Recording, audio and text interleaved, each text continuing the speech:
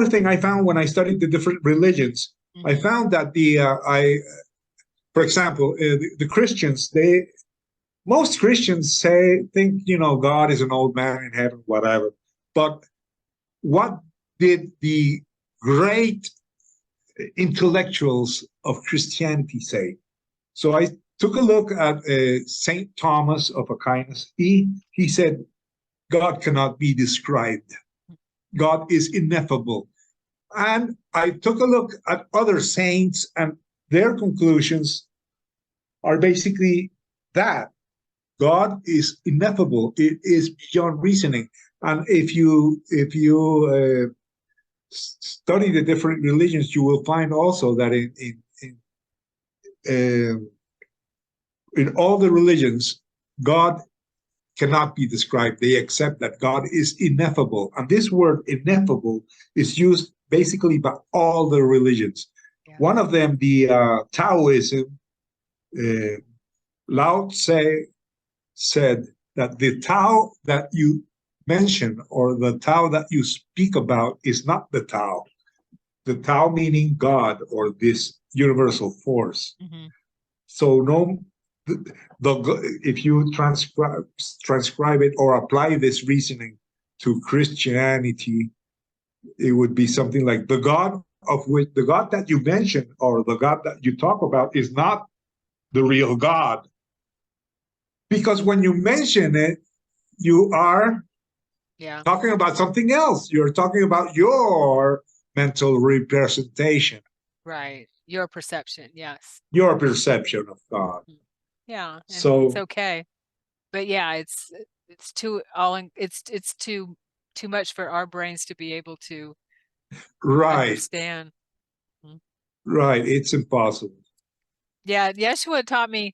I remember having a conversation with him after my NDE, and he asked me what I thought God was. Because we would sit outside and talk every day after work, and I'd have talk with him, and he was helping me, of course, and teaching me. And I say, oh, God is in everything. God is in everything I see. God is in this. God is in that. God is everything, and he'd say, and yes, and yes, and then I say, oh, God is light. God is this. And I knew if I didn't get the answer that he wanted or was looking for was real or true, we would continue. And he'd say, and this went on for a couple of days. And it was so cool because after my day, I'd go to work, come back and sit there, look forward to sit there and talk with him. We'd just go back to our conversation. There was nothing in between. It was like nothing in between. And finally I got it. It hit me. God is love. And he said, and I felt bingo kind of thing, And then we went on to the next subject. Well, in this, that's about all we can. Yeah, it's a good thing he did not ask you, and what is love?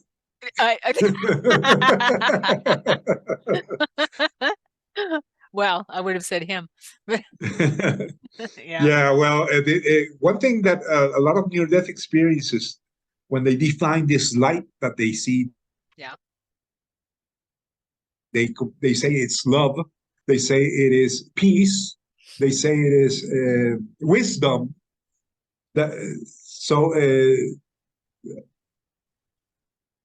When Jesus said God is love, he was not meaning this type of love. He was meaning that universal love. Yes. Right. So it goes beyond what we goes beyond that.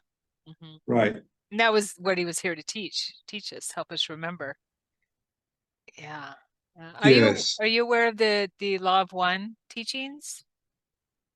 What are they about? The Law of One sounds like oneness. The raw teachings, the Law of One. Oh, okay. I think I saw one or two videos about Ra. He was channeled by someone. I Well, don't it's a remember. collective, yeah, It's a six collective. density beings that were channeled. It's Yeah, I'm not familiar. okay. Okay. Yeah, it's pretty dense and talks about our history and everything like that. It's dense meaning Okay. it's the kind of thing like A Course in Miracles, we have to read it.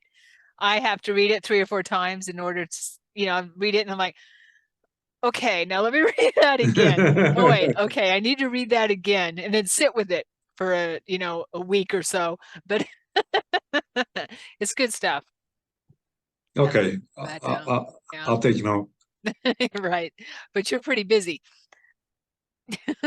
Yeah, well, yeah, but I can always, see a video or two, and then if I'm interested, I can get a book. Yeah, You know, it's free online. It's and PDF. Yeah, on their website. So yeah, what's it called again? The oneness teaching, The Law of One. the law of one. Okay, Mhm. I will Yeah, write it down. it's the raw teachings. Okay, great. I think you'd enjoy it. Yes, I'm gonna try to look it up. Okay. Well, Well, so yeah, go ahead. Ask if you have any questions. um, so I wanted to talk a little bit about your lucid dreaming practice, because I do that too. I'm an out-of-body explorer. Okay, So yes, yeah, I read that you teach okay, lucid dreaming also. yeah. Okay, what do you want to know? Well, so you just started.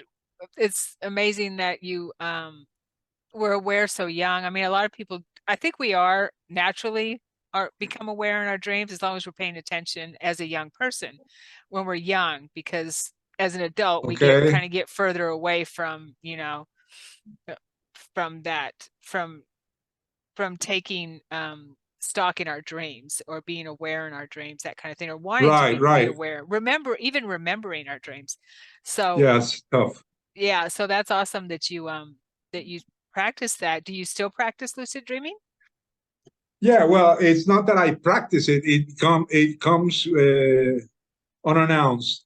I Okay. have had when I started my spiritual quest, I started having spiritual dreams. Okay, and when I started researching, when I was around 30 something, I I started trying to contact these masters because I had already had some contacts, with angels and all that. So I had I have had many spiritual dreams in which I have realized that I'm dreaming, and in some cases I have received teachings. Twice I have been explained everything. You know, I have seen a teacher. He has told me everything, and I have, as I heard him speak, I thought to myself, "Wow, he's giving me all the answers that I wanted. Wow. He's telling me why I'm here." But twice, as soon as they have finished saying it, I forget. Yeah. So, what my conclusion is that maybe when we are in uh, this other dimension, which is dreams, we are we have like a bigger mind. Our mind Expanded. is it is expanded, so we cannot bring back everything we think when we are there. You Right. see, Yeah. so it's kind of tough. So I have had things explained. I have had healings too. I once had all my life I suffered like a fear from heights. I could not go to a building and look down because I felt the urge to jump. Oh, wow. Because I felt in that my too. because in That's my crazy. dreams, I fly a lot, Yeah. or I used to Okay. fly a lot. So whenever I went to a building, a tall building, I would feel the urge to jump and fly. So I would have to, control myself. But this was really terrible. So I never lived in a building. when I married and all that, well, out only in houses or in a building, but in the first floor or second floor. But as the years passed, I kind of forgot this because, like 5 years ago, I had to move from Venezuela because it was like the political conditions changed and it became like a socialist government. So I had to leave that country. So I came to Colombia, which is next. It's a neighboring country. And when I got here, before coming here, I rented an apartment in a building, and I had forgotten about my fear of heights. So when I came here, when I reached my apartment and I looked out the window, I felt the urge to jump. And I said, no. And at least 10 times a day, I would feel the urge to jump. Wow. I knew what that meant, that I would die. So this went on for like 6 months. Every day I would think about jumping. And one day I heard this video by Cryon. I like Cryon. I like his teachings. And he said he was teaching how to connect with our inner self and with our Akashic records and all that. So I tried to contact my higher guide, my higher self, and begged to be healed, to stop this. I did not know what to do. So 2 days later, I had a dream. And in this dream, I dreamed that I was driving in a mountain, and I saw a pyramid. And I say, wow, what's a pyramid doing in a mountain? So I entered this pyramid. It was not supposed to be open. There was a gate, but it was kind of open. And there was a gate, supposed to be a gatekeeper. There was a table, and I saw his notes, but there was no one there. So I went in. So I got into this. I went into this pyramid. I knew I wasn't supposed to, enter unannounced, but I didn't care.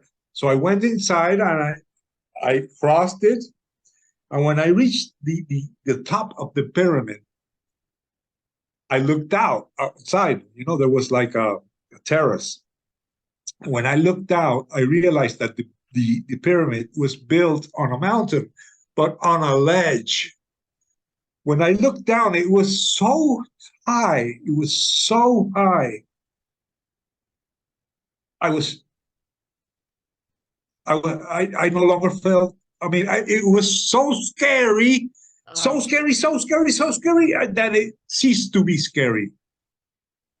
And I said, "Wait, what's going on?"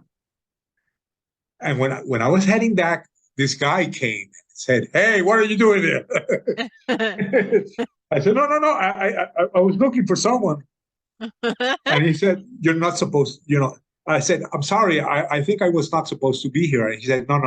You're not. You don't have to be sorry for anything. The pyramid only lets who she wants in. You cannot enter unless she wants to." Nice. And then he gave me this long explanation. This would be like the third time they have explained everything to me, and I have forgotten. But I do remember parts of it. And he was telling me that I have to experience bad or negative things in order to appreciate good things. Mm-hmm. And that what I was mentioning a while ago is that all negativity or everything that you think is bad is actually teaching you and showing you how to be better. That was the lesson that I remembered. But he talked a lot, and I could not remember what else he told me. And when I woke up, I knew I was cured. So I ran up to the window, I looked out, didn't feel anything. I went to the balcony, didn't feel anything. So I planned to I went to the tallest building I could find. I went there and looked down, nothing. I was cured. Nice. And to this day, I am cured. I cannot prove it, I cannot prove it, but I know it happened to me. And I do have contact with these beings.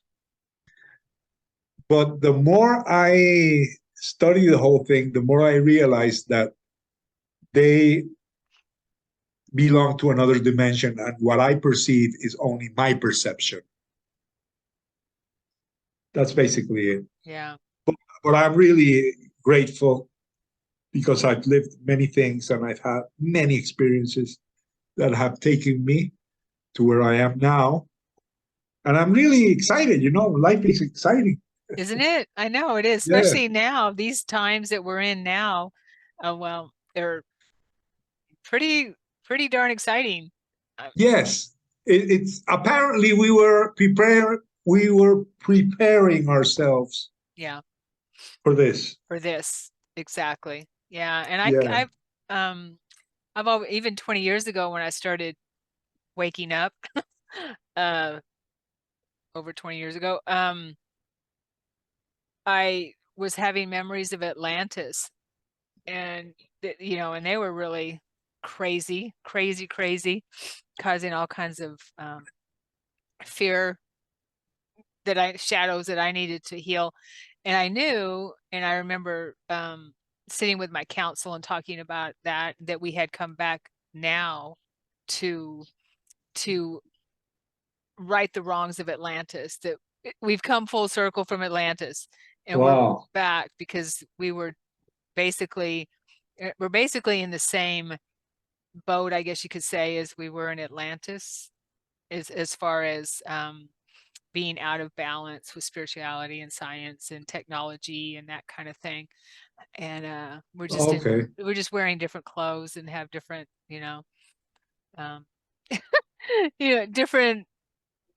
different ways of getting around, but different faces, that kind of thing. But yeah, and then after I got that 20 something years ago, I've been hearing that a lot more and more recently from other people in in these circles. They're saying the same thing. Yeah. And this time we're going to do it right. Yeah, well, we should not have the same outcome, or hopefully we will not. Right.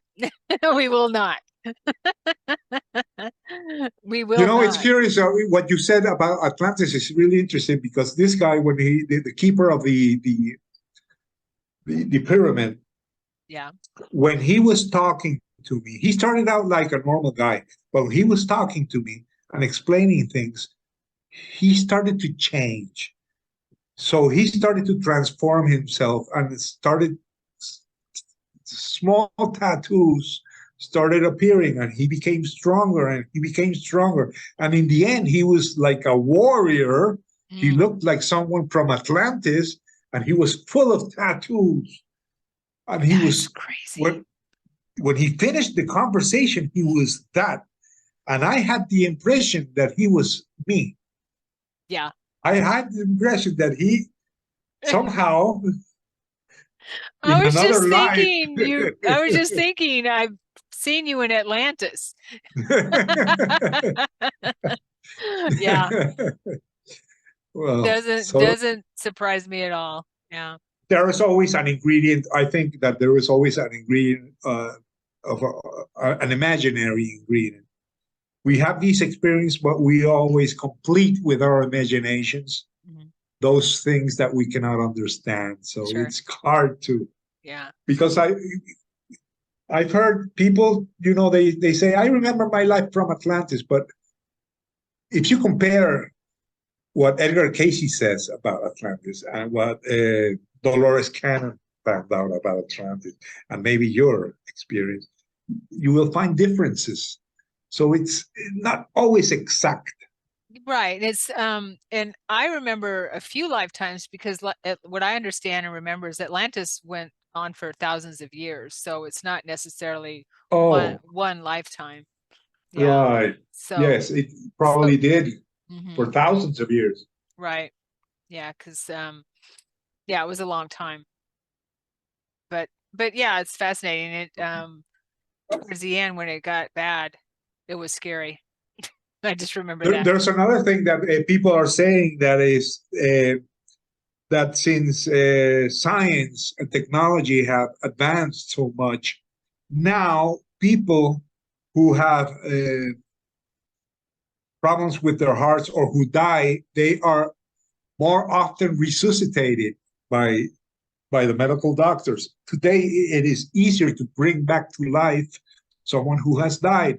So there are more near-death experiences than ever. Yeah, that Because, makes sense. right, because there are people, doctors are bringing back more people now. So this is kind of part of this awakening that is going on, because a lot of these NDEers come back with a new vision of spirituality, religion, and the meaning of life. So the more NDEers we have, the more changes are going to come. I think, it has something to do with the era of spiritual awakening that we're going through. Oh yeah, definitely. Yes, we are. It's I mean, we have to, right?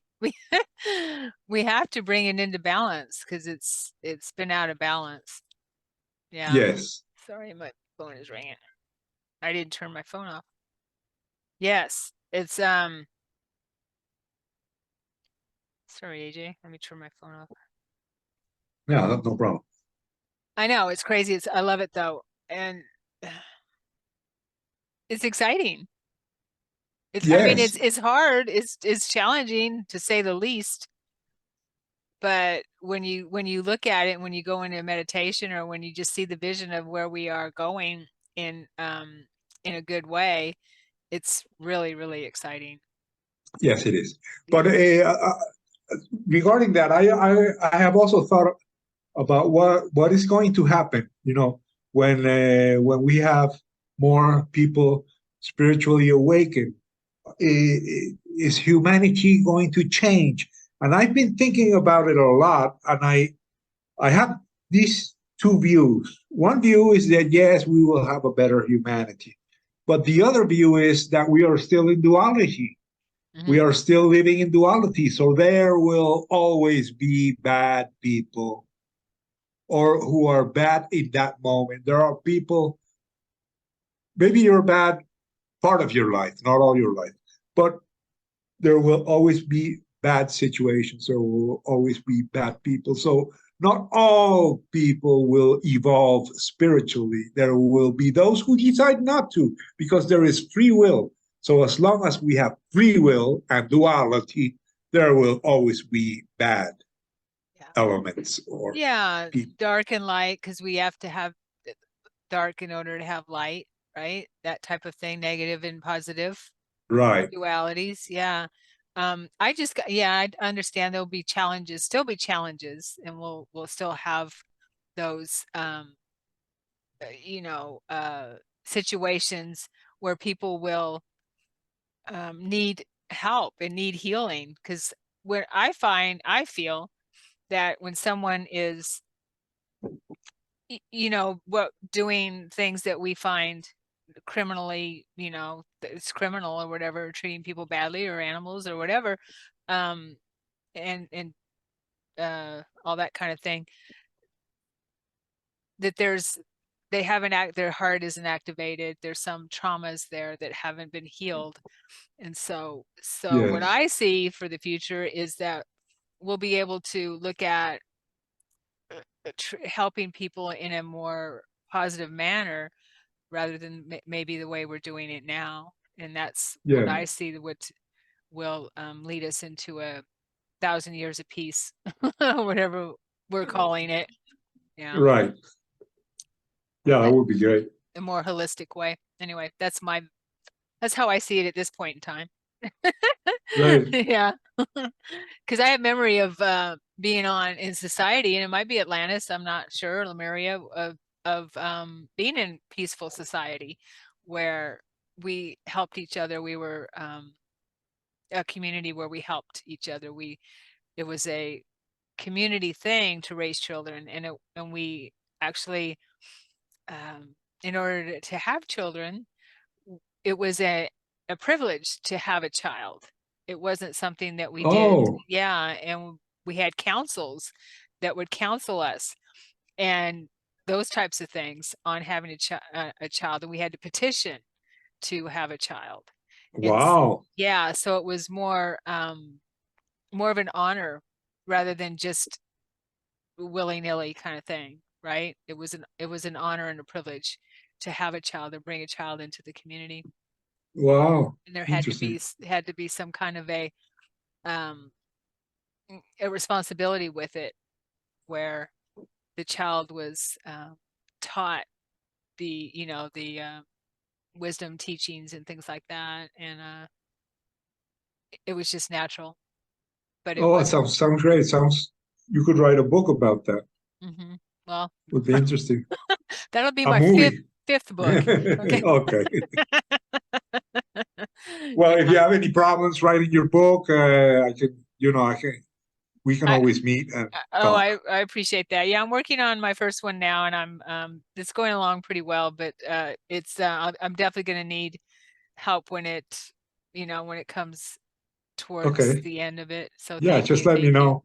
Okay. Great. Thank you, AJ. Well, thank you so much for chatting with me. It was a pleasure to hear your experiences and to chat again. Yeah. My pleasure.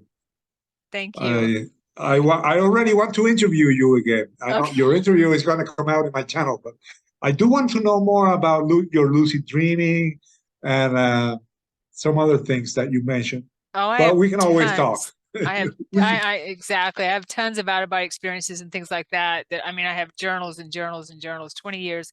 I've journaled over Wow. 2,000 experiences at least. And so it's definitely a passion of mine. But it's Yeah, we gotta crazy. talk. We gotta talk Yeah. about it some other time. I would love to chat with you again. Yeah, me too. Yeah, and I'll have all your information down below, but go ahead and share how people can find your books and what's the title of Yeah, your well, in latest? Amazon, you can find my books in Amazon. AJ Parr. You will find the author page just by typing my name, AJ Parr. That will take you to my author page. And my latest book is called Stairway to Heaven, 25 Near-Death Experience about encounters with God, Jesus, and paradise, journalistic research on real cases. I don't know if you want, I can send you the link and so you can include it. Yes. Yes. And if anybody wants to write, it's AJ Parr Books at gmail.com. Okay. All right. Thank you. And thank you everyone for watching. We'll see you again soon. Mwah. Love you. Thanks, AJ. Don't go Thank anywhere. you.